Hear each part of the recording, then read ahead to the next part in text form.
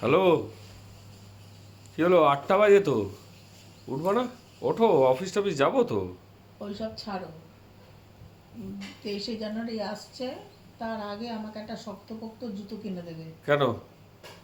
জানো গত 23শে জানুয়ারিতে কি হয়েছে? কি? বিয়ের তো পতাকা তোলা হলো, বাচ্চাদের নেতাজি সুভাষ সম্পর্কে বলা হলো, তারপরে একটা র্যালি ছিল। তা বাচ্চাদের উদ্দীপনা দেওয়ার জন্য আমি বললাম যে যত বাধাই আসুক না কেন জীবনের পথে এগিয়ে যেতে হবে, তোমরা কোনো বাধাকেই বাধা মনে করবে না, ওদের বাধাকে অতিক্রম করে এগিয়ে যাবে। বলে র্যালিটা শুরু করতে গেলাম, আমার জুতোটা ছিঁড়ে গেল। ও, তুমি আর এগোতে পারলে না? আমি আর এগোতে পারলাম না। সেই জন্য কাঠের জুতো চাইছো নাকি? যাই হোক, একটা শক্তপোক্ত জুতো জুতো তারপর আমি কি করলাম জানো? ওরা হ্যাঁ। বাচ্চাগুলো তো এগোচ্ছে না, ওরা তো দাঁড়িয়ে আছে, দিদিমণি দাঁড়িয়ে আছে, ওরাও দাঁড়িয়ে আছে।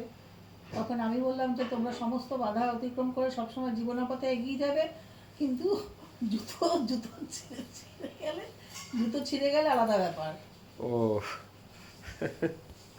না ঠিকই আছে।